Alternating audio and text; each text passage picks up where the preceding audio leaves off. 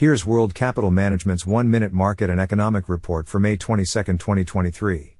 U.S. stocks were broadly flat as President Biden and House Speaker McCarthy resumed debt ceiling negotiations, raising concerns about a potential government default in less than 2 weeks.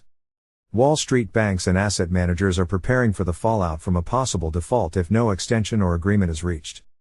Treasury Secretary Janet Yellen reiterated the June 1 deadline for default, while the yield on 2-year and 10-year treasuries increased.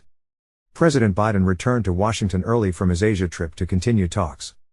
The upcoming week includes speeches from Fed board members and the release of policymakers' meeting minutes, providing further insight into the central bank's perspective. Earnings reports from retailers Dollar General, Costco, and BJ's are anticipated to shed light on consumer health. Micron Technology shares declined after Beijing's ban on Chinese tech manufacturers using their chips, adding to U.S.-China technology tensions. Meta Platforms faced a record €1.2 billion European Union privacy fine and a deadline to stop transferring European users' data to the US, while its shares rose. Adani Enterprises shares surged after being cleared of regulatory failure allegations by an Indian committee.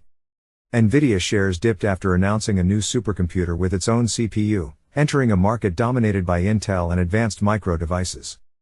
PacWest Bancorp shares climbed following the sale of a portfolio of real estate construction loans, posing potential risks to the regional banking sector. J.P. Morgan Chase boosted its outlook despite acknowledging challenges, with shares rising, indicating confidence in the U.S. economy.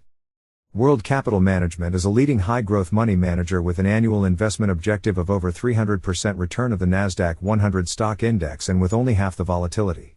Please contact us for our report describing our investment strategy.